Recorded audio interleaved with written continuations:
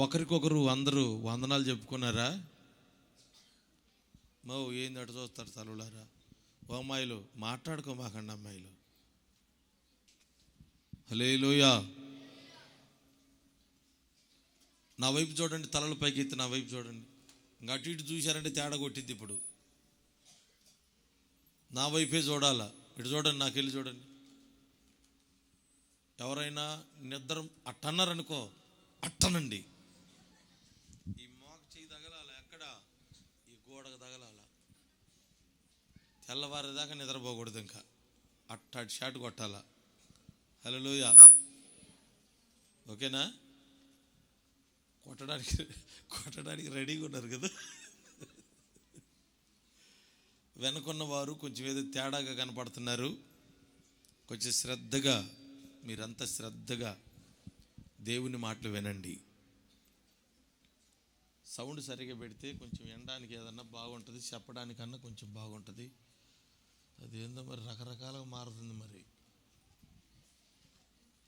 వాగ్దానం మరొకసారి చదవండి అందరూ. మీ బైబిల్ గ్రంథాలు తెరచి పరిశుద్ధ గ్రంథాలు చూపించండి. ఒకసారి ఇట పరిశుద్ధ గ్రంథాలు చూపించండి. ఇటానండి అమ్మా. లేవా బైబిల్? చాలామంది దగ్గర చూపెట్టలేదమ్మా. వెలిసేమ తల్లి ఎత్తు. అది అట్లా. ఓకే, ఇప్పుడు బైబిల్ గ్రంథాలు తెరచి యెషయా గ్రంథం 54వ అధ్యాయం 10వ వాక్యం చదువుదాం.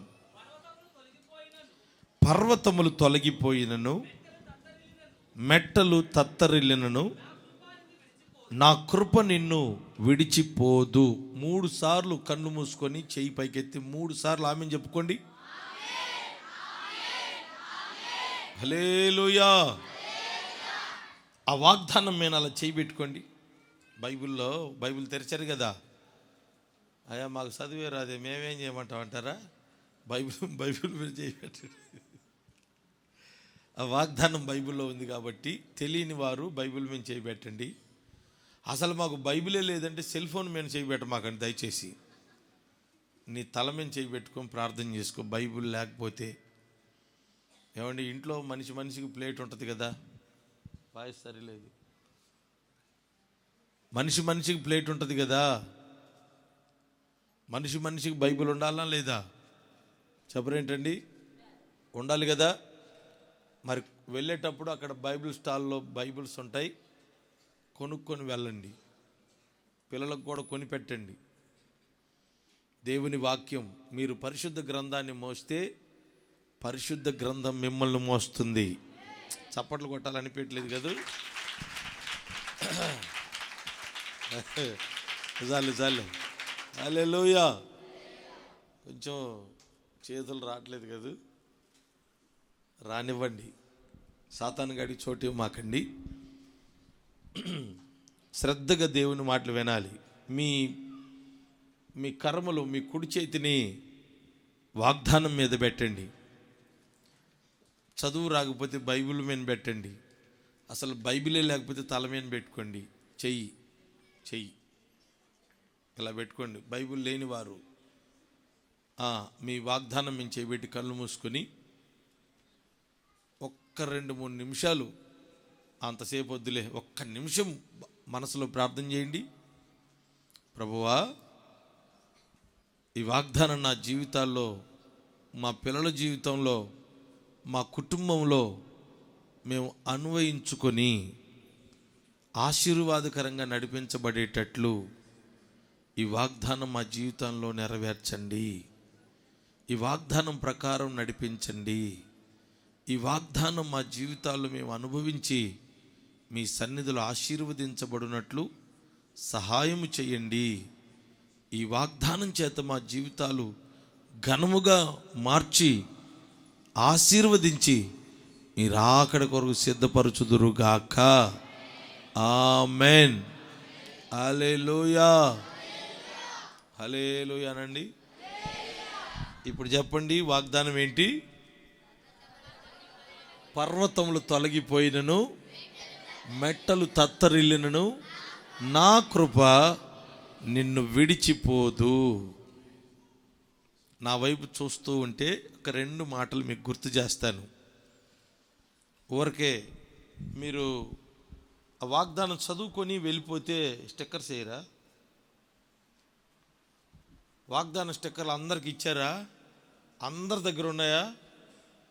లేని వారు చేయి చూపించండి. అయ్యా మాకు ఇవ్వలేదండి అన్నవారు మీ చేయి చూపించండి.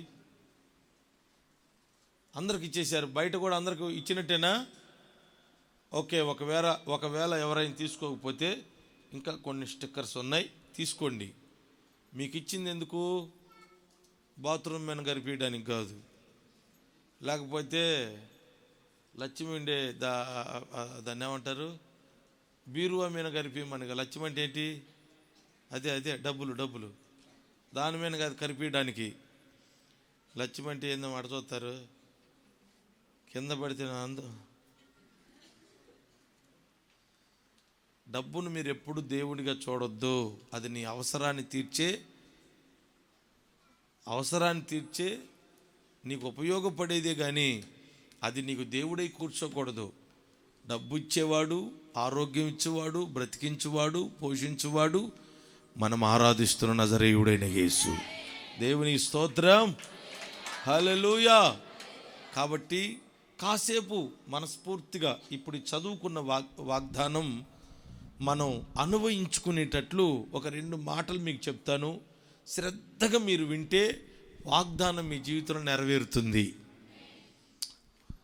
ఊగిపోయారనుకో, ఊగతనే పోతారు. ఇంకా ఊగేవారు అల్లెలు చెప్పండి. ఉన్నారు. ఊగవాకండి.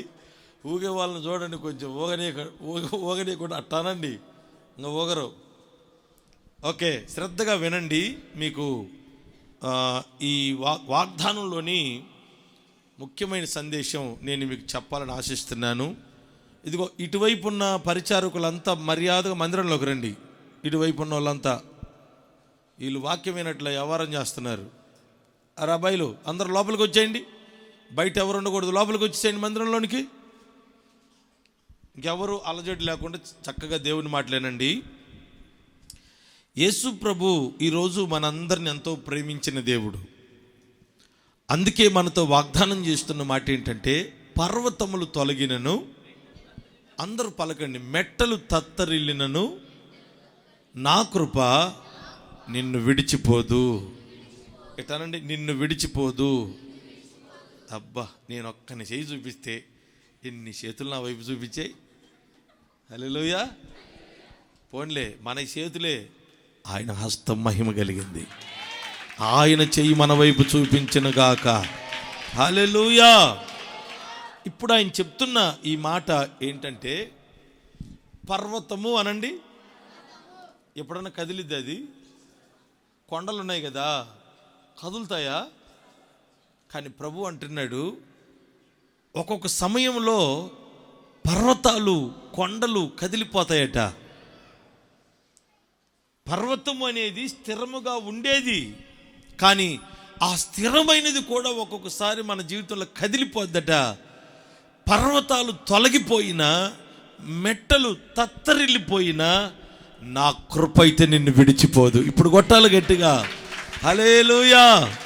పెట్టి కొంచెం, నా కృప నిన్ను విడిచిపోదు. నా కృప ఎప్పుడు నీకు తోడుంచాలని ఈరోజు నేను వాగ్దానం చేస్తున్నాను. ఆయన కృప మనకు తోడుగా ఉంచాలని ఆశిస్తున్నాడు. వినండి, పర్వతములు అంటే మన జీవితంలో కొంతమంది, నాకేం పర్వాలేదు, మా నాన్న నాకున్నాడు, మా నాన్న ఉన్నంతకాలం మాకు తిరుగులేదు అనుకుంటుంటారు. మా అమ్మంది, అమ్మ చాటున ఎట్లాగైనా బ్రతికేయచ్చు, నా జీవితం అంతా మా అమ్మ చాటున మా అమ్మ ప్రేమించేది, నాకేం పర్వాలేదు అనుకునే పరిస్థితులు కొంతమందికి ఉంటాయి. కొంతమంది అంటారు, మా అన్న మాట చెప్తే చిటికేస్తే అలా వాలిపోతాడు, నేను ఎక్కడుంటే అక్కడికి వచ్చి మా అన్న నాకు అంత అండగా అంత ప్రేమగా ఉన్నాడు అని చెప్పే పరిస్థితులు ఉంటాయి. ఆలోచించండి, పర్వతం లాంటి తండ్రి అయినా, తల్లి అయినా, అన్నదమ్ములైనా, బంధువులైనా ఒక సమయాన అందరూ మనకు కనుమరుగైపోతారు. అందరూ మనకు దూరం అవుతారు. ఒక్కొక్కసారి మనం అందరిని పోగొట్టుకున్న వారమై అన్నీ దూరం అయిపోయి ఒంటరిగా మిగిలిపోయే పరిస్థితులు ఎదురవుతుంటాయి. అందుకే ప్రభు చెప్తున్నాడు, నువ్వు అనుకుంటున్నావు నా వారు ఉన్నారు, నాకు తిరుగులేదని, నాకేం ఇబ్బంది లేదని. అయితే ప్రభు అంటున్నాడు, పర్వతాలు తొలగిపోయే పరిస్థితి వచ్చినా, మెట్టలు తత్తరిల్లిపోయే పరిస్థితులు వచ్చినా, నా కృప అయితే ఇక నిన్ను విడిచిపెట్టదు. స్తోత్రం చెప్పాలి గట్టిగా, హల్లెలూయా. మన భారతదేశానికి హిమాలయ పర్వతాలు ఉన్నాయి. అవి చాలా కాపుదలగా, అండగా, ఎంతగానో మన దేశానికి శత్రువులు త్వరపడి యువతలకి రాకుండా అవి చాలా జాగ్రత్తగా మనల్ని కాపాడుతున్నాయి. అట్లా నా అనేవారు ఎందరైతే మనకున్నారో వారు ఒక రోజున కదిలిపోయే పరిస్థితులు వస్తాయని వాక్యం సెలవిస్తుంది. అందుకే ప్రభు అంటాడు, నా కృప ఎన్నడు ఎన్నడు ఎన్నడు నిన్ను విడిచిపోదు. ఈ సంవత్సరం అంతా నీ బ్రతుకు దినములన్నిట ఆయన కృప నీకు తోడుగా ఉండునుగాక. ఆయన కృప చేత నిన్ను నింపునుగాక, నిన్ను నడిపించునుగాక. సమృద్ధితో ప్రభు ఆయన కృపనిచ్చి నడిపించునుగాక. గట్టిగా చెప్పండి, హల్లెలూయా. ప్రతి అరుణోదయమున ఉదయాన్నే తెల్లవారుతూ ఉండగా ఇజ్రాయేలు గుడారం నుంచి బయటకు వస్తారట. అట్లా వారు అలా బయటికి రాగానే మంచు కురుస్తూ ఉంటుంది. పైనుంచి మంచు కురుస్తూ ఉంటే ఆ మంచుతో మన్నా కూడా కురుస్తుందట. ఎప్పుడైతే మంచుతో మన్నా కురుస్తుందో ఆ కురవబడిన మన్నా అంతటిని వారు పోగు చేసుకొని సమకూర్చుకొని చక్కగా వారు దాన్ని గుడారంలోనికి తీసుకొని వెళ్ళి వారు భుజించారట. ఎప్పుడైతే సమకూర్చుకున్న మన్నా భుజించారో ఇక ఆకలి కేకలనే మాటలే లేవట, అలసటే లేదట, బలహీనతలు లేవట, రోగాలు లేవట. ఆయన ఈ కురిపించినటువంటి మన్నా వారు భుజించి క్షేమముగా వారి ప్రయాణం సాగిపోతూ వచ్చిందట. దేవునికి స్తోత్రం చెప్పాలి గట్టిగాను. అద్భుతముగా వారు సాగిపోయారు అని బైబిల్లో రాయబడింది. ఈరోజు ప్రభు చెప్తున్నాడు, ప్రతి వేకువన ప్రతి ఉదయమున నువ్వు నిద్ర లేచి అలా ప్రభు సన్నిధిలో మోకరించగానే దేవుని కృప నీ మీద కుమ్మరించునుగాక. కొట్టాలనిపించట్లేదు కదా చప్పట్లు, ఇంకా కాసేపు అంటే ఏమి లేవు.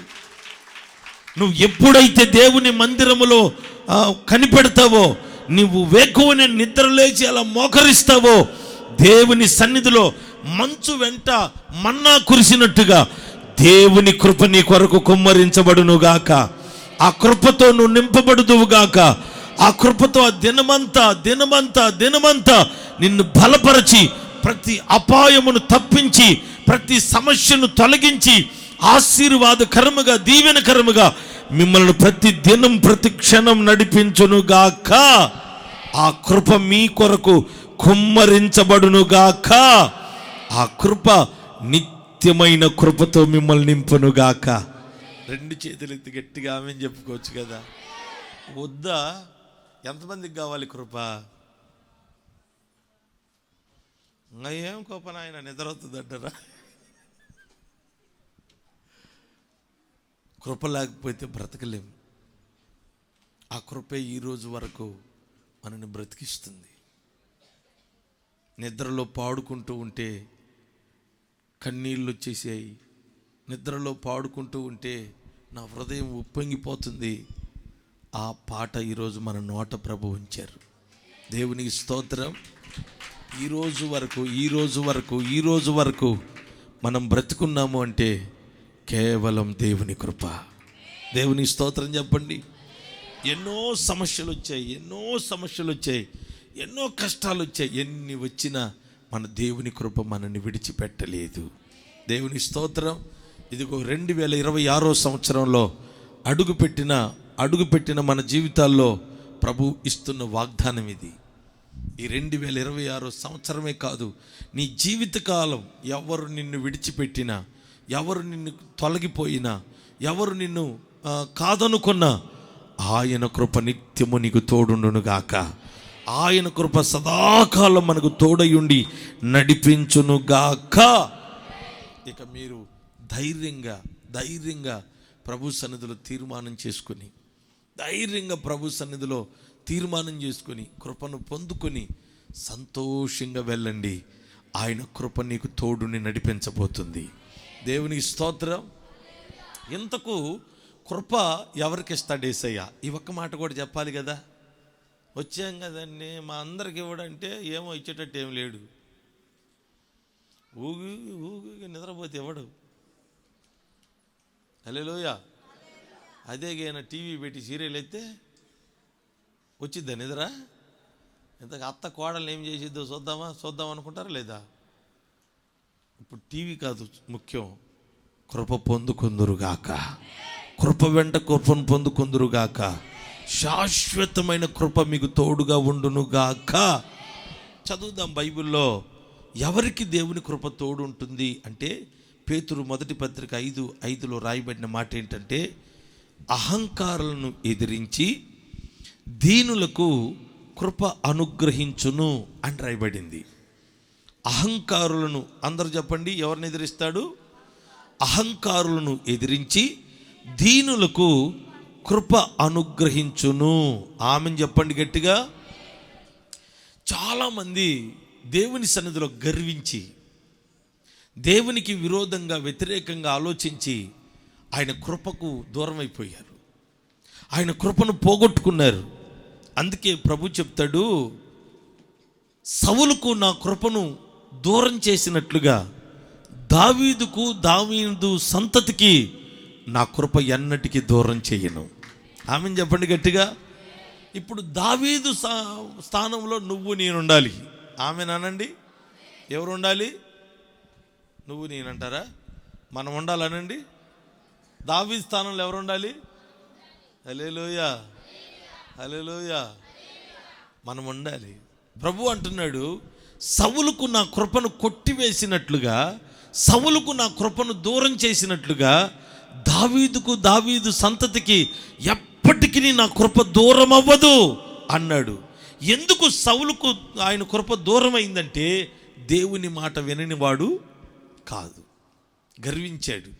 ప్రారంభంలో రాజైన కొత్తలో ఏమి వినయమో, ఏమి విధేయతో, ఎంత బాగున్నాడో. కొద్ది కాలం తర్వాత రాజుగా స్థిరపడిన తర్వాత ఇంకేముందండి, మాట సాగుతుంది. ఇష్టం వచ్చినట్టుగా అన్నీ సంపాదించుకున్నాడు, తిరుగులేదనుకున్నాడు. దేవుని మాటకు లోబడలేకపోయాడు. తనలో గర్వం వచ్చేసింది. ప్రభు చెప్పిన మాటకు లోబడట్లేదు. ప్రభు చెప్పాడు, నువ్వు నా శత్రువులైనటువంటి ఒక జాతి ఉంది, వారు ఎప్పుడు నాకు విరోధంగా బ్రతుకుతున్నారు, ఎప్పుడు నా ప్రజలను పాడు చేస్తున్నారు, నా మార్గానికి, నా సింహాసనానికి వ్యతిరేకముగా క్రియ చేస్తున్నారు. కనుక వారిని సమూల నాశనం చెయ్యాలి. వారికి భూమి మీద బ్రతకడానికి వీల్లేదు, వారిని చంపేయి అంటే ఈ వ్యక్తి గర్వించిన వాడై వాళ్ళను బ్రతకనిచ్చాడు, వాళ్ళను విడిచిపెట్టాడు. ఏ అమాలేకీయుడినైతే సౌలు బ్రతకనిచ్చాడో, విడిచిపెట్టాడో, అదే అమాలేకీయుడు సౌలును చంపేశాడు. హల్లెలూయానండి. అంటే దాని అర్థం ఏంటి? అమాలేకీయుడు అంటే ఎవరు? దేవునికి విరోధి అనండి. దేవుని సన్నిధిలో గర్వించేవాడు, వ్యతిరేకించేవాడు. ఆయన మార్గంలో వెళ్ళడు, వ్యతిరేకమైన మార్గంలో వెళ్తాడు. ఆయన సింహాసనానికి విరోధంగా క్రియ చేస్తాడు, నలుగురిని చెడగొడతాడు. ఏంట్రా సింహాసనం, ఏంటి భక్తి, ఏంటి ఆత్మీయత, వయసు ఉన్నప్పుడు అనుభవించాలి కదా అని విచ్చలవిడిగా ప్రవర్తిస్తూ, దేవునికి విరోధముగా వ్యతిరేకముగా జీవిస్తూ, తన జీవితాన్ని దేవునికి వ్యతిరేకముగా మలుచుకున్న వ్యక్తి ఆ అమాలేకీయుని ప్రభు చెప్తున్నాడు, వాడు భూమి మీద బ్రతికితే మనుషులందరినీ తప్పుదారిలో నడిపిస్తాడు, అతన్ని చంపేయి అని ప్రభు చెప్తే ఇతను మాత్రం అతనితో ఆటాడుకొని వచ్చాడు. చివరికి అతన్ని చంపిన వ్యక్తి ఎవరు? అమాలేకీయుడే. ఆ అమాలేకీయుడిని ఈరోజు నువ్వు చంపుదువుగాక. ఎవడా అమాలేకీయుడు అంటే, నీలో ఉన్న గర్వం, నీలో ఉన్న అహంకారం, నీలో ఉన్న హెచ్చింపు, నీలో ఉన్న వ్యతిరేక స్వభావము, నీలో దేవునికి విరోధముగా ఆలోచింపజేస్తున్న ఆ దుష్టుని తలంపు నీవు సంపూర్ణముగా నశింపచేయుదువుగాక. ఎప్పుడైతే దేవుని దృష్టికి దీనులవుతారో, దీనత్వం కలిగి ఉంటారో, దేవుని సన్నిధిలో తగ్గించుకుంటారో, దేవునికి లోబడతారో, ప్రభు మాట విని నడుచుకుంటారో, ప్రభు చెప్తున్న మాట ఏంటో తెలుసా? నీ జీవితంలో ఎప్పుడైతే దాన్ని తొలగించుకొని, ఆ గర్వాన్ని తొలగించుకొని దీనులయ్యారు గనుక సమృద్ధి అయిన నా కృపను మీకు ఇవ్వబోతున్నాను. కొట్టుగట్టిగా, సమృద్ధి అయిన కృపను నేను మీకు ఇవ్వబోతూ ఉన్నాను. దేవునికి స్తోత్రం. గట్టిగా చెప్పాలి హల్లెలూయా. బాధల్లో ఉన్నప్పుడు, బలహీనతలు ఉన్నప్పుడు బ్రహ్మాండంగా భక్తి చేస్తారు. అదే కాస్త ఆశీర్వాదకరంగా ఉన్నారనుకోండి, అప్పుడు కనపడాలి మన నిజమైన భక్తి. ఆరోగ్యం బాగోలేక బాగా మంచాన పడే పరిస్థితి వచ్చిందనుకోండి, పాస్టర్ గారు నన్ను ఏనా బాగు చేస్తే ఇంకా యేసయ్య సేవే చేసుకుంటా అంటాడు ఒక్కొక్క ఆయన. ఆ మధ్య ఒక పెద్ద ఆయన వచ్చేవాడు మన చర్చికి. పెద్ద ఆయన నడవడానికి కాలు చిన్న అటు అడుగేస్తుంటాడు. ఆయన ఇంకొక మనిషి పట్టుకొని రావాలా. ఇక్కడికి వచ్చామంటాడు తెలుసా, పాస్టర్ గారు నువ్వు ప్రార్థన చేస్తే నేను బాగైతే ఇప్పుడు సేవ చేయాలని బాసింది పాస్టర్ గారు అన్నాడు. వయసు ఎంత అన్న? 85 అన్నాడు. అంటే నేను ఇప్పుడు ప్రార్థన చేస్తే ఆయన ఏమవ్వాలి? కుర్రోడు అవ్వాలి, పాస్టర్ అవుతాడు. పాస్టర్ అవ్వాలని ఉంది. ఇప్పుడు యవ్వన కాలం అంతా విచ్చలవిడిగా తిరిగాడు. ఆయన చెప్పాడు దండోరాలకు తిరిగేవాడు అంట. దండోర అంటే ఊర్లో దండోర కాదు, దండోరా మీటింగ్స్ ఉంటాయి చూడండి. మా వాళ్ళకి తెలిసిన, మీకు పెద్దగా తెలియదు. మా కులమే గొప్ప, మా మతమే గొప్ప, మేమే గొప్ప అని నిరూపించుకోవడానికి వృధా చేశాడు. డబ్బు వృధా చేశాడు, జీవితం అంతా వృధా చేశాడు.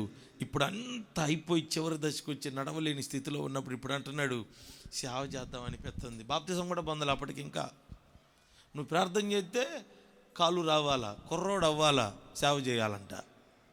దయచేసి నా మాటేనండి.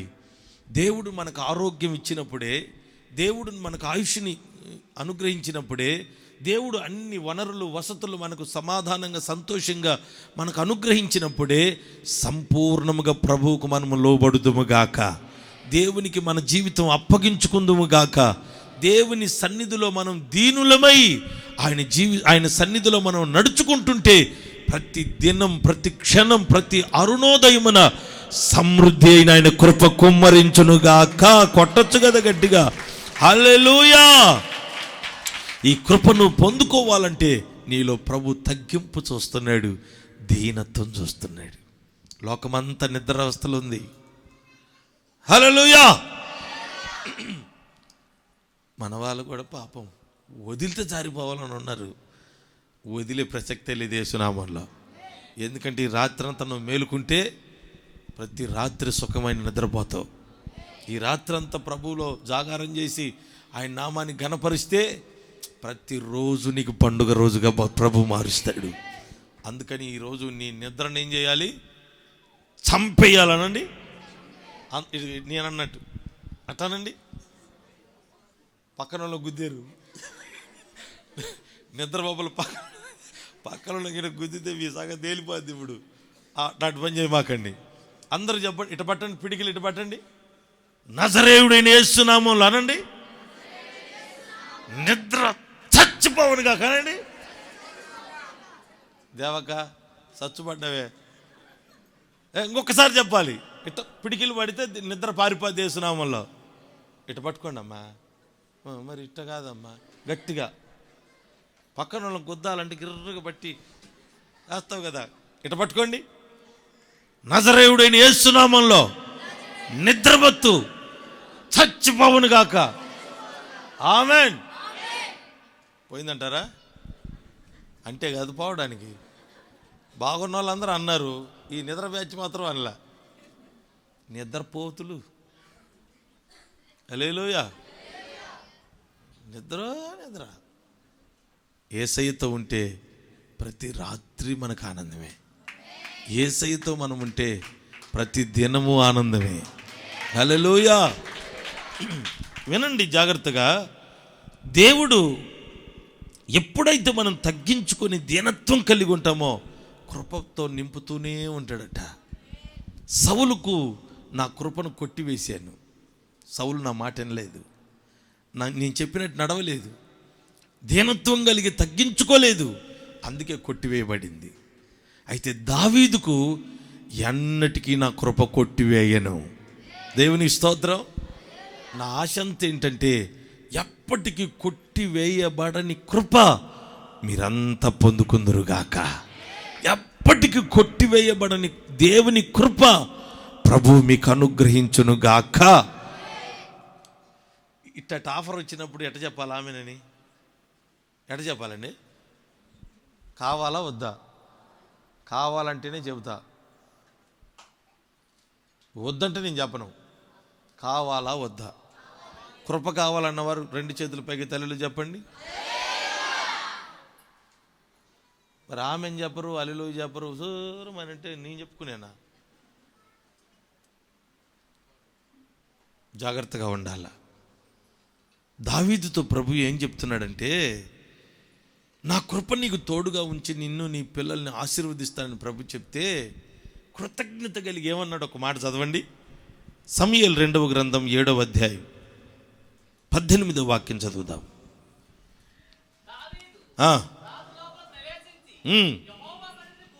యెహోవా సన్నిధిని కూర్చుండి, వినండి వినండి, ఎట్లా మనవి చేస్తున్నాడో చూడండి.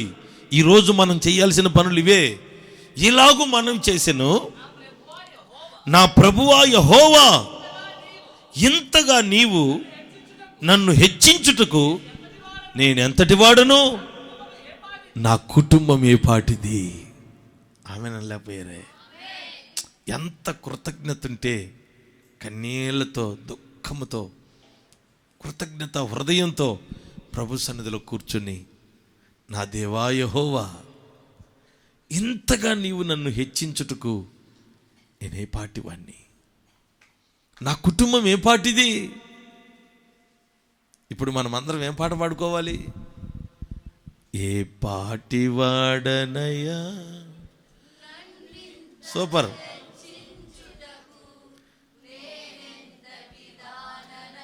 దానవ కాదమ్మా, వాడను. ఓకే, పాడండి.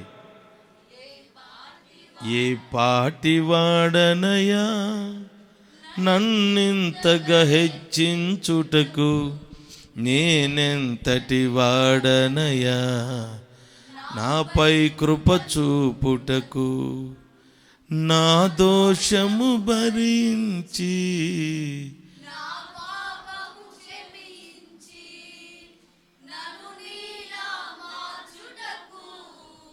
కలువరిలో మరణించి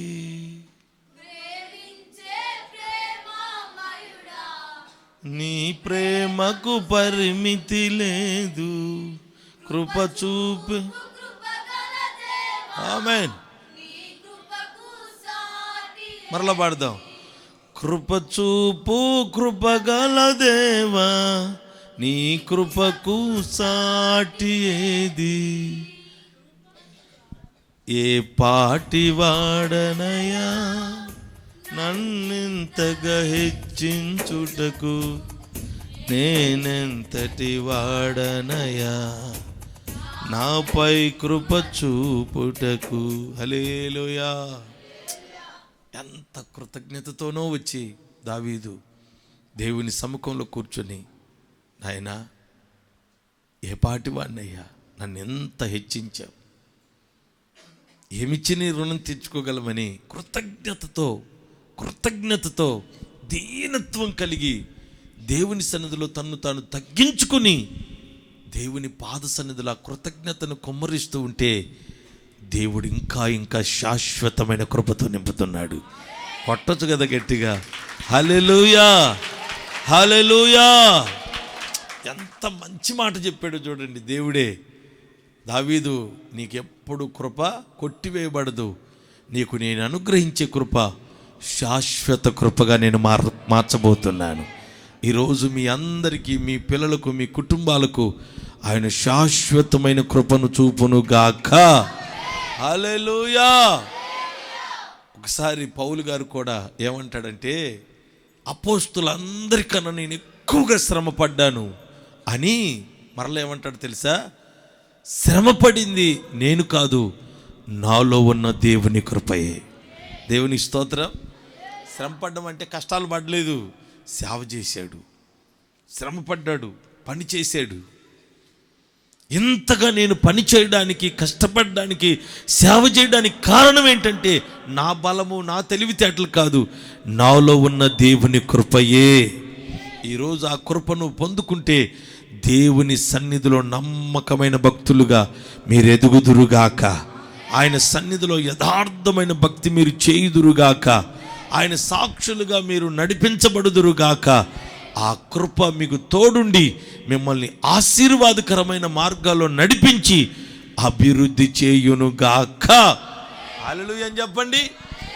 ఇంకా చెప్పాలంటే చాలామంది కన్యకలు ఉన్నారు. ఇదిగో ఎంతమంది కన్యకలు ఉన్నారు. ఇంతమందిలో ఎవరి దగ్గరికి వెళ్ళాడు దేవుడు? ఒక్క మేరీ దగ్గరికి వెళ్ళాడు. మేరీ మాత, మేరమ్మ తల్లి దగ్గరికి వెళ్ళి, కన్యక అయినటువంటి మేరమ్మ దగ్గరికి వెళ్ళి, నీ గర్భమున, అప్పటికే పాపం ఆమెకి ఎంగేజ్మెంట్ అయింది, ఇంకో కొద్ది రోజుల్లో వివాహం జరగవలసి ఉంది. ఆమె దగ్గరికి వెళ్ళి దేవుని దూత చెప్తుంది, దేవుని చేత నువ్వు కృప పొందితివి. బిత్తరపోయింది. నేను కృప పొందటి వింటమ్మా అని కంగారు పడుతూ ఉంటే అప్పుడు దేవుని దూత చెప్తున్న మాట ఏంటంటే, మేరీ భయపడవద్దు, భయపడవద్దు, నీ గర్భమున శిశువు పుట్టబోతూ ఉన్నాడు, లోకరక్షకుడు పుట్టబోతూ ఉన్నాడు, నీవు లోకరక్షకుని తల్లిగా నువ్వు మార్చబడబోతున్నావు అని చెప్తే ఎగిరి గంతులు వేస్తూ ఒక మాట అనింది. చదవండి లూకా సువార్త 1వ అధ్యాయం 42వ వాక్యం చదువుదాం. 1వ అధ్యాయం 42వ వాక్యం చదువు.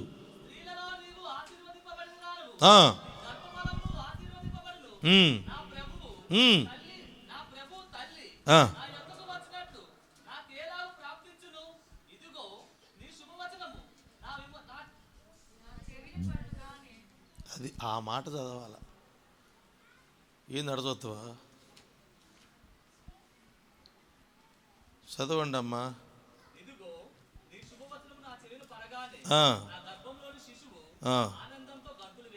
ఎన్నో వచనం అన్నది? 44వ వచనం. అది కూడా కాదులే కానీ అయ్యా నేను చెప్పిన మాట చదువు.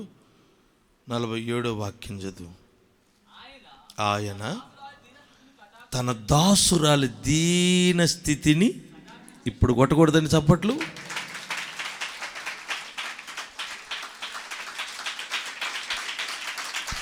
హల్లెలూయా. ఎవరిని కటాక్షించాడు? దీన స్థితి అంటే తింటానికి పోలేనామా కాదు, దేవుని సన్నిధిలో తగ్గించుకున్న వ్యక్తి, దేవునికి లోబడిన మనిషి. దేవుడంటే ఎంతో అమితమైన భక్తి. ఆయన మాటకు లోబడి నమ్మకముగా యథార్థముగా భక్తి చేసింది. అందుకే దేవుని దూత చెప్తుంది, దేవుని చేత నువ్వు కృప పొందితివి. చెప్పండి గట్టిగా హల్లెలూయా. దేవుని చేత నువ్వు కృప పొందితివి. కృప పొందావు గనుక లోకరక్షకుడు నీ గర్భమున పుట్టబోతున్నాడు. ఈ రోజున ఆ యేసుక్రీస్తు మరియమ్మ తల్లి గర్భమున పుట్టగా ఇదిగో లోకమంతా చెప్తుంది, ఇది మొదలుకొని నిన్ను ధన్యురాలని పిలవబోతూ ఉన్నారు. మీరంతా ధన్యులుగా మార్చబడుదురుగాక. మరి మాకు కూడా యేసుప్రభు పుడతాడా అంటే, ప్రభు అంటే ఎవరు? కృపయే. యేసుప్రభు అంటే ఎవరు? ఆయన కృప. ఆ కృప నీలోనికి వస్తే, ఆ కృప నీలో నువ్వు పొందుకుంటే ధన్యురాలుగా ఆమె ఎలా మార్చబడిందో మీరందరూ ధన్యులగుదురుగాక. గట్టిగా చెప్పాలి హల్లెలూయా. ఈ రోజున అంతమంది స్త్రీలలో ఆ మొక్కతే దేవుని దృష్టికి దీనురాలుగా కనబడినట్టు ఈ రోజున మీరందరూ ఈ లోకంలో ఎంతోమంది ప్రజలు ఉన్నారు, నిద్రావస్థలో ఉన్నారు. మనమందరం మేల్కొని నిద్ర వస్తున్న దాన్ని చంపి దేవుని సన్నిధిలో, ఆయన సన్నిధిలో గడుపుతూ ఉన్నాం, అనుభవిస్తున్నాం, ఆయన సన్నిధిని ఆరాధిస్తున్నాం, ఆయన సన్నిధిలో ఆయన నామాన్ని ఘనపరుస్తున్నాం, దీనత్వం కలిగి ప్రభు సన్నిధికి అప్పగించుకున్నాం. అందుకే ప్రభు చెప్తున్నాడు, మీరు ఎన్నుకోబడిన వారు గనుక ఇక నుండి కృప మీలో వెలసబోతూ ఉంది. ఆ కృప మిమ్మల్ని బలపరచబోతుంది. మీరంతా ధన్యులగుదురుగాక.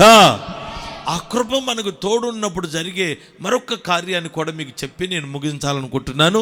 కృప ఎవరినైతే ఆవరిస్తుందో, కృప ఎవరైతే పొందుకుంటారో, కృప చేత ఎవరైతే బలపరచబడతారో వారికి కలిగే అద్భుతమైన ఆశీర్వాదాలు ఏంటో మొదట మనం చదివినటువంటి యెషయా గ్రంథం 54వ అధ్యాయం 17వ వాక్యం చదువుదాం. ఇప్పుడు కృప నీకు తోడుంటే, కృపను నువ్వు పొందుకుంటే నీకు కలిగే ఆశీర్వాదం ఏంటి? 54వ అధ్యాయం, యెషయా గ్రంథం 54వ అధ్యాయం 17వ వాక్యం చదువుదాం. నీకు విరోధముగా రూపింపబడిన ఏ ఆయుధమును వర్ధిల్లదు. ఆమేనండి. చెయ్యి పైకెత్తానండి. కృప నిన్ను ఆవరించినప్పుడు, ఇదిగో నా కృప నిన్ను విడిచిపోదన్నాడు కదా. పర్వతములు తొలగినను, మెట్టలు తత్తరిల్లినను, నా కృప నిన్ను విడవదు. ఆయన విడువని కృప నీకు తోడుంటేనట, నీకు విరోధముగా రూపింపబడిన ఏ ఆయుధము, అందరూ చెప్పండి, గట్టిగా నాతో చెప్పండి, నేను మీతో చెప్తా. నువ్వు ఒక్కడివేగా, మేము చాలామంది మేము చెప్పం అంటారా? కుళ్ళు. హల్లెలూయా. చెప్పండి.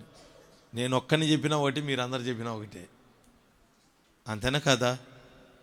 మాట్లాడేంటి? గట్టిగా చెప్పండి. హల్లెలూయానండి. గట్టిగా అట్టనండి. రెండు చేతులు అట్టనండి. రెండు చేతులు. చేతులు లేని వాళ్ళకి చూడండి, కొంచెం ప్లాస్టిక్ చేతులు అని తగిలిద్దాం. చేతులు ఉన్న వాళ్ళంతా రెండు చేతులు అట్ట, రెండు చేతులు. చేతులు ఉన్న వాళ్ళంతా, లేకపోతే ప్లాస్టిక్ చేతులు ఆర్డర్ చేస్తా నేను. అందరికి ఉన్నాయా? Very good. ఇప్పుడు చెప్పండి, నీకు విరోధముగా రూపింపబడిన, అందరూ చెప్పాలి, నోరు తెరవండి. మీరు పలికితే ఇప్పటి వరకు మీకు విరోధంగా ఉన్న సమస్యలు ఎగిరిపోతాయి యేసు నామములో. మీకు విరోధముగా రూపింపబడిన, పలకండి, ఏ ఆయుధమును వర్ధిల్లదు. మరలా చెప్దాం, మీకు విరోధముగా రూపింపబడిన ఏ ఆయుధమును వర్ధిల్లదు. ఆమేన్. పక్క మనిషికి చెప్పు, ఇటు ఇటు చెప్పు, నీకు విరోధముగా రూపించబడిన ఆయుధం వర్ధిల్లదు. అనండి అనండి అనండి అనండి. అందరూ చెప్పుకోండి, ఒకరినొకరు చెప్పుకోండి. నా మాట వినండి, ఒకరినొకరు చెప్పుకోండి. నీకు విరోధముగా రూపించబడిన ఏ ఆయుధం వర్ధిల్లదు. ఆ పక్క అక్కన అట్టని అక్కడ చెప్పండి. పాపం మళ్ళీ మర్చిపోద్ది. నిద్రపోయే వాళ్ళని కూడా అట్టనండి, అట్టని చెప్పండి. అమ్మ, నీకు విరోధంగా రూపించబడిన ఏ ఆయుధం వర్ధిల్లదని చెప్పండి. హల్లెలూయా. సాతాను గాడికట ఓ పెద్ద ఫ్యాక్టరీ ఉందట, కర్మాగారం. ఇదిగో నాకు వెళ్ళి చూడాలా. ఒక ఏంది అక్కడ తిరిగినవా నువ్వే? ఆదమ్మక్క ఆ పక్క తిరిగినవేంది? నేను ఇటు కదా ఉన్నది. నా వైపు చూడండి. అమ్మో, కొంతమంది అటు తిరిగినరు, తూర్పు తిరిగారు. నా వైపు తిరగండి, నా వైపు చూస్తూ వినండి. ఇప్పుడు సాతాను గాడికి ఏం ఫ్యాక్టరీ ఉంది? వాడికి వస్తువులు, కొన్ని ఆయుధాలు తయారు చేసే కర్మాగారం ఉంది. కర్మాగారం అంటే ఫ్యాక్టరీ. వాడి ఫ్యాక్టరీలో చాలా రకాల ఆయుధాలు తయారవుతాయట. ఒక గొప్ప దైవజనుడు దర్శనం చూసి చెప్పాడు, వాడి ఫ్యాక్టరీలో తయారయ్యే ఆయుధాలు మన మీద భయంకరంగా ఉపయోగిస్తాడట. ఎవడాడు? గట్టి చెప్పండి, ఎవడాడు? సాతానుగాడు.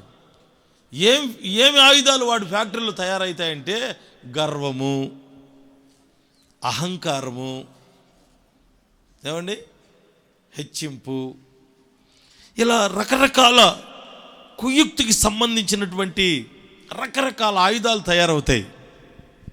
అన్నిటికి మించి వాడి కాడ పెద్ద ఆయుధం ఒకటి తయారైంది. అదేం ఆయుధమో తెలుసా? కృంగజేయడం. అనండి, గట్టిగా చెప్పాలి. అంటే సాతానుగాడి ప్రధానమైన ఆయుధం ఇప్పుడు ఏదంటే మనిషిని ఊరకనే కృంగజేయడం. మనం ఎంత బలమైన మనుషులం, ఎంత బాగున్నాం కదా. వాడు చిన్న చిన్న ఆలోచనలు పెడతాడు, చిన్న చిన్న సంగతులు మన దగ్గరికి తీసుకొస్తాడు, చిన్న చిన్న పరిస్థితులకే మనం వెంటనే కృంగిపోయేటట్టు చేస్తాడు. బైబిల్ ఏమంటుందంటే, వాక్యం ఏమంటుందంటే, శ్రమ దినమున కృంగిన ఎడల నువ్వెవరివి? చేతగానోడివి అయిపోతావు. కష్టం వచ్చిందని, శ్రమ వచ్చిందని నువ్వు కృంగిపోతే ఏమైపోతావు? చేతగాని వాళ్ళంతా కళ్ళు చెప్పండి. ఉన్నారు. కష్టాలు వచ్చినాయని, చిన్న చిన్న బాధలు, ఎవరన్నా ఏదన్నా చెప్పారనుకో, భర్త మీద వెంటనే కృంగిపోతా ఉంటారు. ఈ ఆయుధం ఎవరిదే?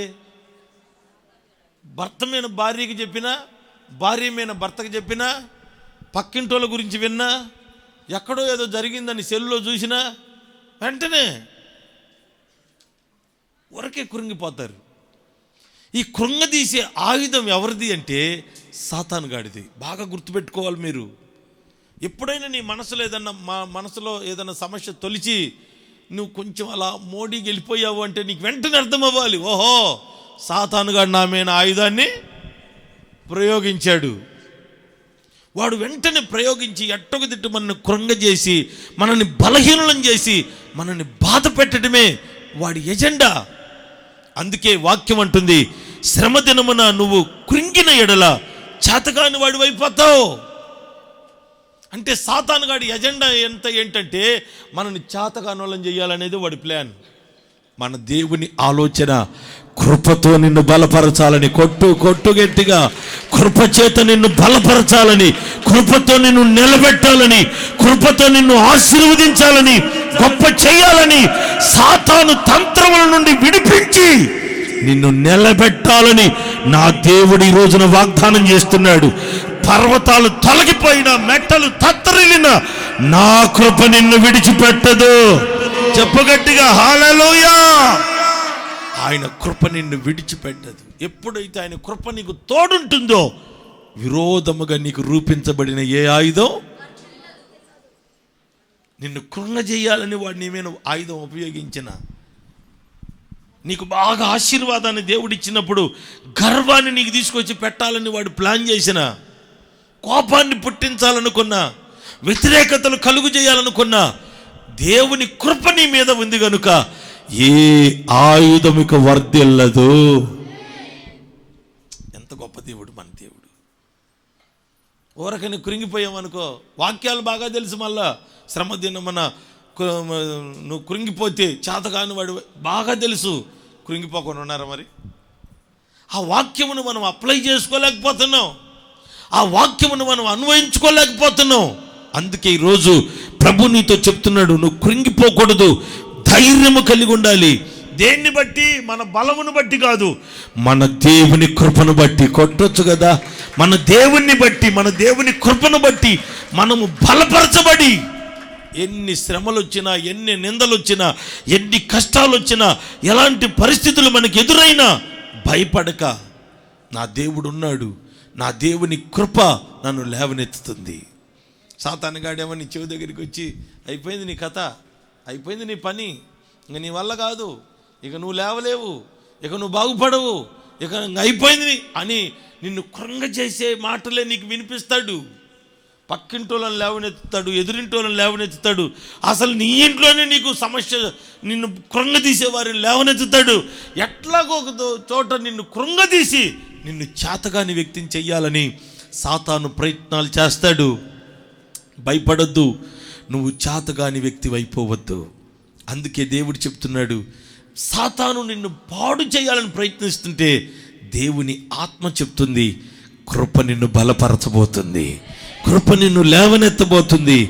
ఏ ఆయుధం సాతానుగాడు నీ మీద ప్రయోగించిన ఇక ఎన్నడూ అది వర్ధిల్లదు. చెయ్యి పైకెత్తి గట్టిగా ఆమేన్ 3 సార్లు చెప్పండి గట్టిగా. హల్లెలూయా. ఆ మధ్య ఒక ఆమె నా దగ్గరికి వచ్చి ఏమనిందంటే, అయ్యా మా వాళ్ళు నాకు ఏదో చేసినట్టున్నారయ్యా. మీ వాళ్ళు నీకెందుకు చేస్తారమ్మా? మా వాళ్ళు ఈ మధ్య నాతో మాట్లాడడంలే, ఈ మధ్య అడుగు పోయి వచ్చినారని ఎవరో అన్నగా విన్నా. నాకేదో చేపించినట్టున్నారు, అందుకే మాకేం కలిసి రావట్లే, అందుకే మా ఇంట్లో ఏమీ మేలు జరగట్లే, అందుకే మా జీవితాలు ఏం సరిగా ఉండట్లా అని కంగారు పడుతుంది.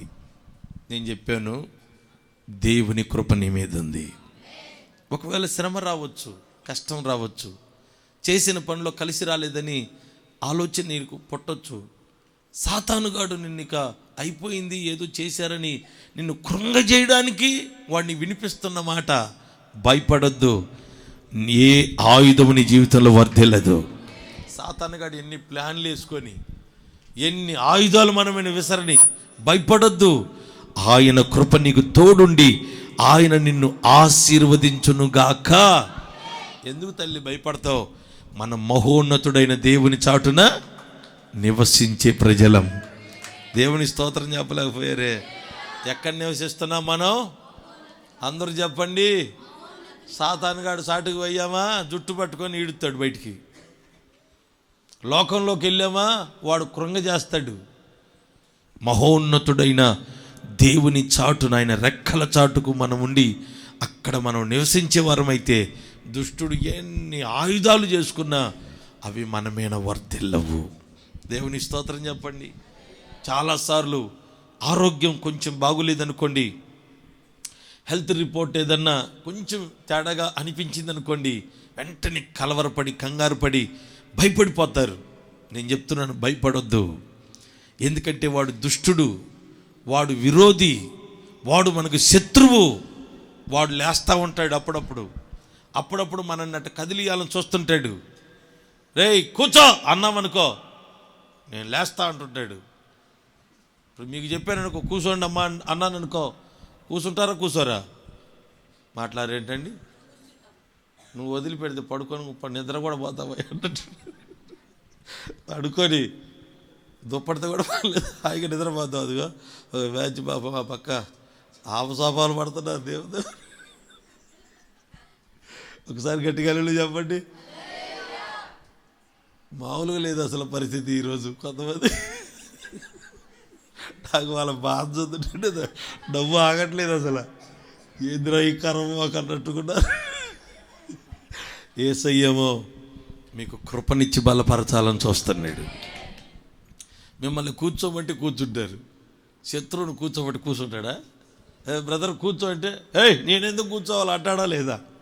వాడు లేస్తూనే ఉంటాడు. వాడు ఎవరు చెప్పండి? శత్రువు అనండి. శత్రువు, వాడు శత్రువు.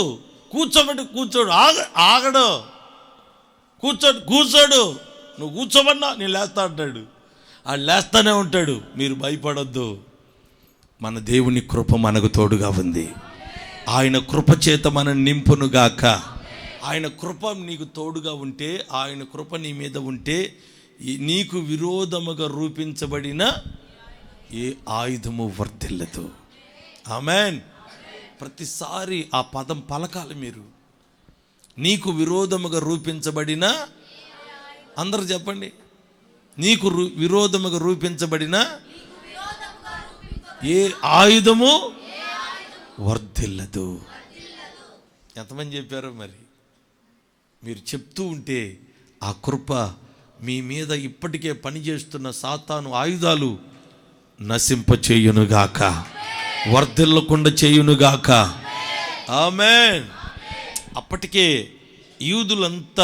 యూదులకు వ్యతిరేకముగా ఒక వ్యక్తి, హామాను అనే వ్యక్తి వ్యతిరేకంగా లేచాడు. వినండి, కొంచెం మీకు అర్థం కావడానికి చెప్తున్నాను. ఎంత భయంకరమైనటువంటి సమస్య అంటే, యూదులు అంటే, హెబ్రీయులు అంటే దేవుణ్ణి ఆరాధించేవారు, దేవుని స్తుతించేవారు, దేవుని ఘనపరిచేవారు, దేవుని మహిమపరిచేవారు, కృప పొందినవారు. దేవునికి స్తోత్రం. వారికి విరోధముగా ఎప్పటి నుంచో వారి మీద పగను పెంచుకున్న ఒక వ్యక్తి వారికి విరోధముగా క్రియలు చేస్తున్నాడు. రాజుగారి ఖజానాకు కాసులను కురిపించాడు. ఎప్పుడైతే రాజుగారి ఖజానాకు కాసులను కురిపించాడో, రాజుగారి సింహాసనం దగ్గర కుర్చీ వేపించి, సింహాసనం వేపించి అతనికి కూడా స్థానం ఇచ్చాడు. ఇప్పుడు రాజుగారు ప్రక్కన కూర్చున్నటువంటి ఈ హామాన్ అనే దుష్టుడు దేవుని ప్రజల మీద పన్నాంగాలు, ప్లాన్లు వేస్తున్నాడు. రాజును మాయమాటలు చెప్పి రాజును మోసగిస్తున్నాడు. రాజు దగ్గర కూర్చొని తన జాతి హెబ్రీలందరినీ, యూదులందరినీ నశింప చేయాలని ప్రయత్నాలు చేస్తూ ఉన్నాడు. కానీ దేవుని వాక్యం ఈరోజు మనతో చెప్తుంది, భయపడవద్దు. శత్రువు ఒకవేళ లేవవచ్చు, వాడు బలవంతుడవ్వచ్చు, రాజు కోటలో ఉండవచ్చు, రాజు దగ్గరే ఉండవచ్చు, సింహాసనం మీద కూర్చొని ఉండవచ్చు, ఎంతటి ప్లాన్లైనా వేయచ్చు, ఆయన కృప నిన్ను విడిచిపోదు. కొట్టు గట్టిగా, ఆయన కృప నిన్ను విడిచిపోదు. ఎంత బలవంతుడైన శత్రువు, నువ్వు భయపడవలసిన పనే లేదు. ఆ శత్రువు ఒకరోజు నీ ఎదుట కనబడకుండా ఏ గుంట అయితే తవ్వాడో అదే గుంటలు తను పడిపోయేటట్లు ఆ రోజు ప్లాన్ల మీద ప్లాన్లు వేస్తున్నాడు. ఉరికొయ్యలను కట్టాడు, వీళ్ళందరినీ ఉరిదీయాలని ప్రయత్నాలు చేసి ఎన్నెన్నో ప్లాన్లు వేసాడు. హఠాత్తుగా వీళ్ళేమో ఉపవాసం ఉండి ప్రార్థన చేస్తున్నారండి, దేవుని సన్నిధిలో కనిపెట్టుకొని ఉన్నారు. ఇదిగో వీడి ప్లాన్లు వీడేసి ఒక్కసారిగా వాళ్ళందరినీ హతమార్చడానికి పన్నాంగాలు పన్నుతూ ఉన్నాడు. ఈలోపు హఠాత్తుగా కొంతమంది వెళ్ళి వాడి ముఖానికి ముసుకేశారు. యేసునామంలో నల్లని ముసుగు వాడి ముఖానికి కప్పి పట్టుకొని తీసుకుని వచ్చి ఏ ఉరికొయ్యమైన దేవుని ప్రజలను ఉరి తీయాలనుకున్నాడో అదే ఉరికొయ్యమైన హామాను తన 10 మంది పిల్లలు ఒకే రోజు హతమైపోయారు. భయపడకండి, ప్రభు చెప్తున్నాడు, శత్రువు ఎంత బలవంతుడైనా, శత్రువు ఎంత భయంకరమైన వాడైనా, ఎంత మన మీద రెచ్చిపోతూ ఒకవేళ బాధ పెట్టాలని ప్రయత్నం చేస్తూ ఉన్నా భయపడకండి.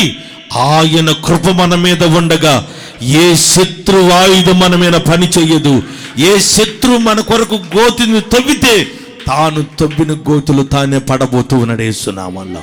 హల్లెలూయా అని చెప్పండి గట్టిగా.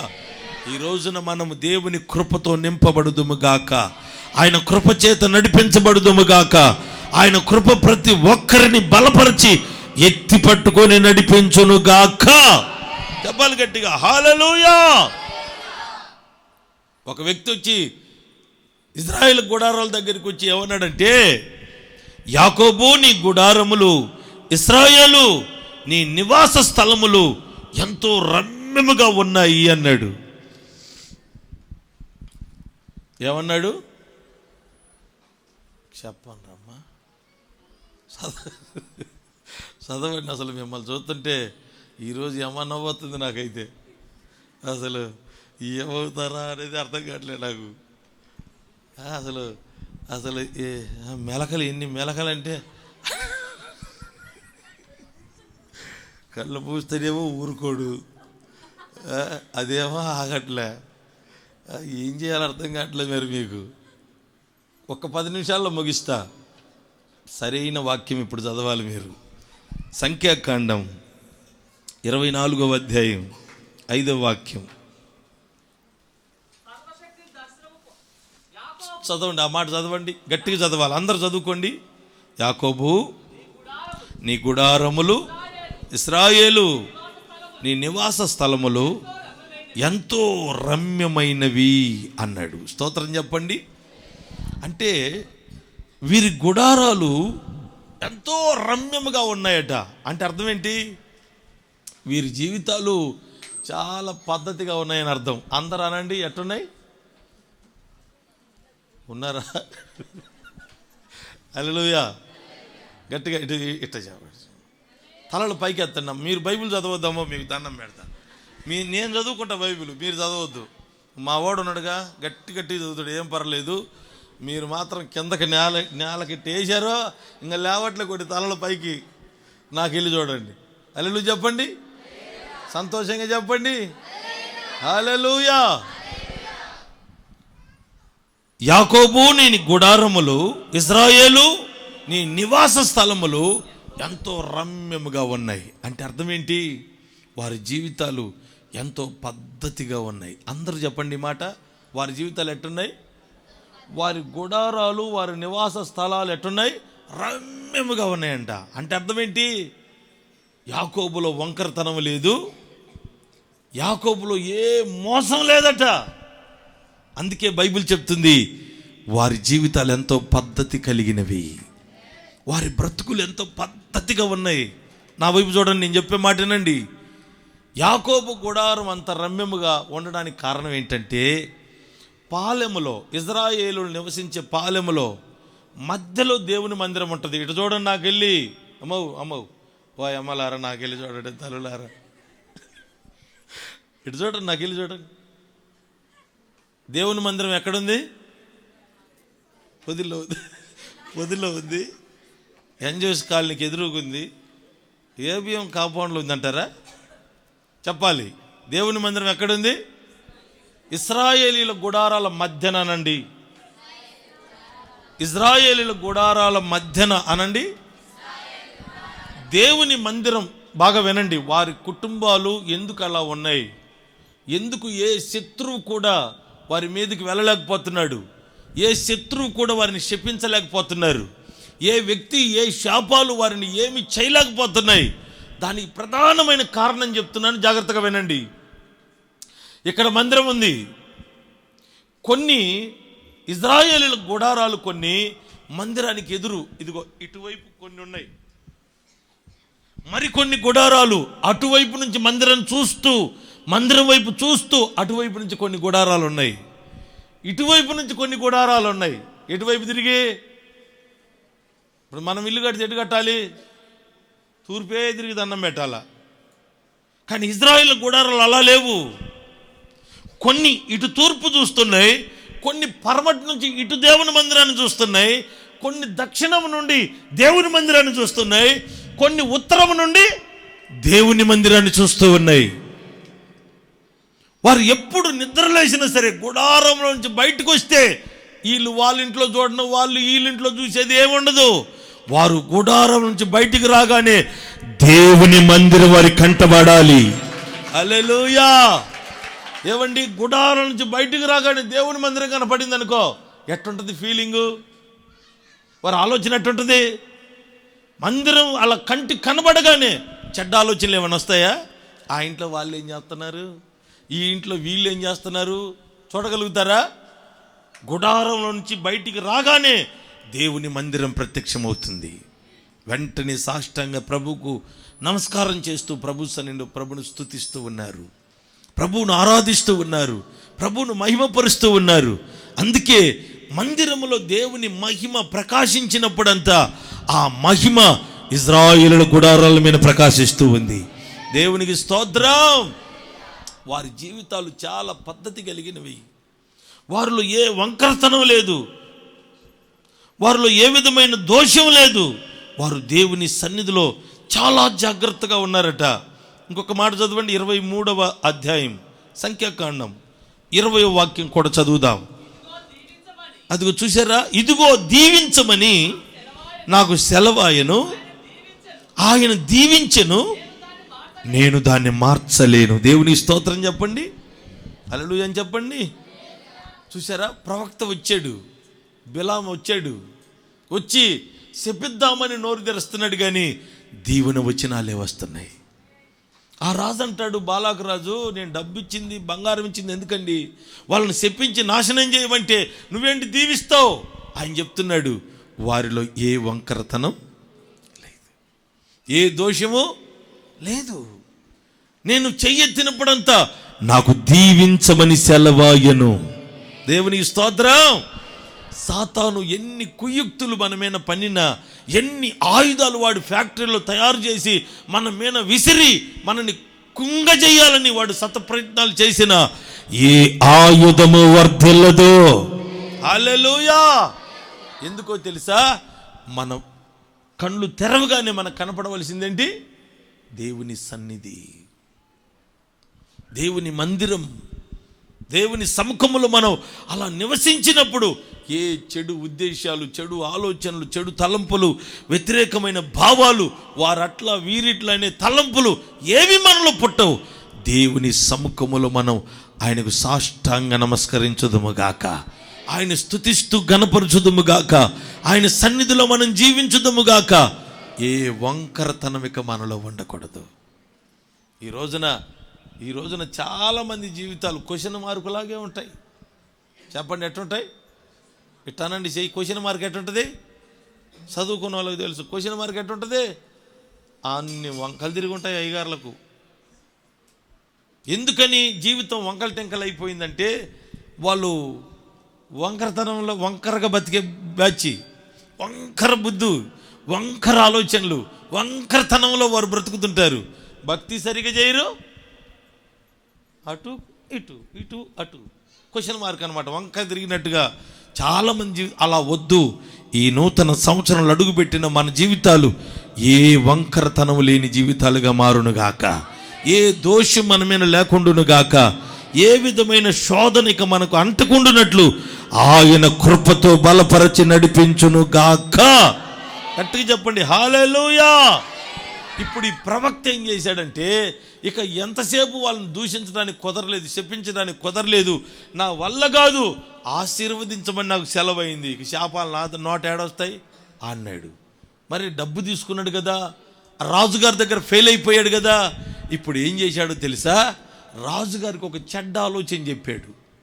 ఏమనంటే, ఇప్పుడు వారు దేవుని మందిరం చుట్టూ వారు నివసించినంత కాలం ఏ వ్యక్తి కూడా వారిని శపించలేరు, ఏ వ్యక్తి కూడా వారిని బాధించలేరు, ఏ వ్యక్తి కూడా వారిని నష్టపరచలేరు. అయితే నేను చెప్పిన ప్లాన్ మీరు సక్సెస్ చేయగలిగితే దేవుడే వాళ్ళను శిక్షిస్తాడన్నాడు. ఏం చేయమంటారు? అప్పుడు మోయాబీయులను, కొంతమంది స్త్రీలను మోయాబు దేశం నుంచి అందమైన స్త్రీలను తీసుకొచ్చి వ్యాపారాన్ని చేసుకోవటానికి వచ్చినట్టుగా వచ్చి ఆ దేశంలో అనేకులతో పాపం చేయడం మొదలుపెట్టారు. మన దేవుడు ఎవరు? పరిశుద్ధుడనండి చెప్పాలి. మన దేవుడు ఎవరు? పరిశుద్ధుడు. పరిశుద్ధుడైన దేవుణ్ణి విడిచిపెట్టి మోయాబు స్త్రీలతో పాపం చేయడం మొదలుపెట్టారు. ఎప్పుడైతే ఈ పాపం వైపు వారి మనసు వెళ్ళిపోయిందో దేవుడు వారిని విడిచిపెట్టాడు, శిక్షించాడు. ఆ తర్వాత చాలా నష్టపోయిన పరిస్థితులు కనబడుతున్నాయి. ఇజ్రాయేల్ ప్రజల్లా కాదు, ప్రభు చెప్తున్నాడు, నా కృప నిన్ను విడిచిపోదు గనక ఏ ఆయుధము నీ ఎడల వర్ధిల్లదు. ఏంటో ఒక్కరు కూడా చెప్పలేదు సరిగ్గా. నేనేం చెప్పాను ఇప్పుడు? ఏ ఆయుధము? హల్లెలూయా హల్లెలూయా అనట్లేదు, ఎల్లవయ్యా అన్నట్టుంది. వెళ్దామని ఉంది కానీ వెళ్ళమంటారు మరి. హల్లెలూయా అని చెప్పండి. సాతాను ఎన్నో రకాల ప్రయత్నాలు చేస్తాడు. వాడి ప్రయత్నాలన్నిటినీ ప్రభు దూరపరుచునుగాక.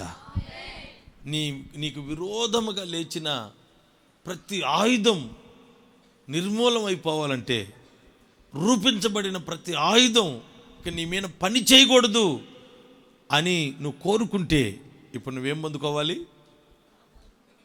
దేవుని కృపను పొందుకోవాలి. కృప ఎవరికి ఇస్తాడు? గట్టి చెప్పండి. ఏది? దీనులందరూ అల్లు చెప్పండి. ఏరి దీనులంతా లేలు అనండి. లేరా? కృపంతా మర్యాదగా ఆడవండి, దీనత్వాన్ని సంపాదించండి, అహంకారులను ఎదిరించి. ఇప్పుడు అహంకారులుగా ఉంటారా, దీనులుగా ఉంటారా? దీనత్వం కావాలి. ప్రభువా, నువ్వే మాట చెప్పినా నీకు లోబడతాను, నీ మాట వింటాను, నీ సన్నిధిలో నేను జీవిస్తాను, నన్ను జ్ఞాపకం చేసుకో నాయనా అని ప్రభు సన్నిధిలో నువ్వు తీర్మానం చేయగలిగితే నిజముగా నిశ్చయముగా ఆయన మిమ్మల్ని కృపతో నింపునుగాక. ఎలాంటి కృప తెలుసా? ఎప్పటికీ తొలగిపోని కృప. పర్వతములు తొలగిన, మెట్టలు తత్తరిల్లిన నా కృప నిన్ను విడిచిపోదు. దేవునికి స్తోత్రం కలుగునుగాక. అట్టి కృపతో ప్రభు మిమ్మల్ని నింపునుగాక. అట్టి కృపతో మిమ్మల్ని బలపరచునుగాక. సాతాను మీ మీద విసిరే ఏ ఆయుధమిక మీకు వర్ధిల్లదు. ఆయన కృపతో బలపరిచి ఆశీర్వాదకరముగా నడిపించునుగాక. తల ఉంచుతారంగా. వచ్చే ఆదివారం చూద్దాంలే మిగతా సంగతి. అమ్మయ్యా అన్నారు కదా నా తండ్రి. ఓకే, సమయం 4 అయింది. మీరు మామూలు విషయం కాదు, 4 గంటల వరకు ఇలా ప్రభు సన్నిధిలో ఉన్నారంటే సమృద్ధి అయిన కృపతో మిమ్మల్ని నింపుతూ ఉన్నాడు దేవుడు. సమృద్ధి అయిన కృపతో నింపే దేవుడు. హల్లెలూయా. ఇంకొక మాట చెప్తా వినండి. ఇజ్రాయిలు ప్రజలు వేకునే తమ గుడారాల నుంచి బయటికి రాగానే ఏం కురుస్తుంది? మంచు కురుస్తుంది. మంచుతో పాటు మన్నా కురుస్తుంది. ఇప్పుడు సమయం ఎంత? 4 గంటలైంది. మంచు కురిసే సమయం ఇది. మన్నాని మీద కురిపించును గాక. మన్నా లాంటి నూతనమైన కృపను కురిపించును గాక. ఇప్పుడు ఆ మన్నా కావాలనుకున్న వారు మోకాళ్ళ మీద నిలబడండి. ఇప్పుడు మన్నా కాదు నాయన, నిద్ర కావాలనుకుంటే దొల్లాడండి, మిమ్మల్ని ఎవరు ఆపరు. నాకు మన్నా కావాలనుకుంటే మోకాళ్ళ మీదకి రండి. చేతులు పైకెత్తండి. చేతులు పైకెత్తి 2 చేతులు ఆకాశం వైపు ఎత్తి మన్నా కొరకు చేతులు ఎత్తండి. అహంకారులను ఎదిరించి దీనులకు కృపను అనుగ్రహించే దేవుడు ఆయన. అహంకారులను ఎదిరించి దీనులకు కృపను అనుగ్రహించే దేవుడు ఆయన. నీ చేతులు పైకెత్తు. అదిగో తిరగడం ఆపేస్తే చాలా బాగుంటుంది. కృపొద్దా మీకు? వద్దా? తిరుగుతారా? తిరిగి వెళ్ళిపోతారా? మోకాళ్ళ మీద నిలబడి చేతులు 2 పైకెత్తి, అయ్యా సమృద్ధి అయిన నీ కృపతో నన్ను నింపయ్యా. మొదటి సమయాన, మొదటి గడియల్లో, ఈ నూతన సంవత్సరము మొట్టమొదటి గడియల్లో నీ సన్నిధిలో నిలిచే భాగ్యం నాకు ఇచ్చావు.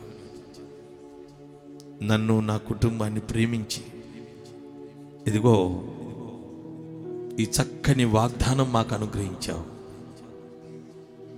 విడువని నీ కృప చేత మమ్మల్ని నింపుతానని వాగ్దానం చేశావు. నీ కృప నాకు ఇవ్వయ్యా. స్వరమెత్తి బిగ్గరగా ప్రార్థించాలి.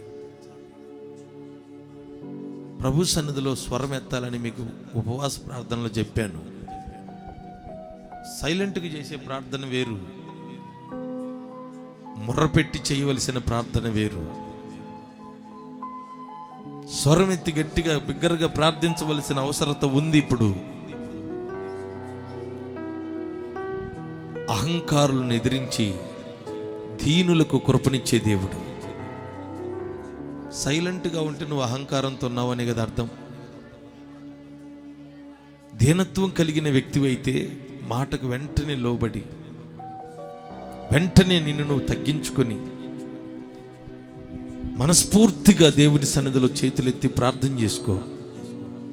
నన్ను క్షమించు ప్రభువా, గడిచిన సంవత్సరాల్లో నీకు లోబడలేకపోయాను, నీ మాట వినలేకపోయాను, నీ సన్నిధిలో నమ్మకంగా నేను బ్రతకలేకపోయాను. కృపతో నన్ను నింపయ్యా, కృపతో నన్ను నింపయ్యా, కృపతో నన్ను నింపయ్యా. అందరూ కృపతో నింపమని అందరూ ప్రార్థన చేయండి. స్వరమెత్తాలని చెప్పాను,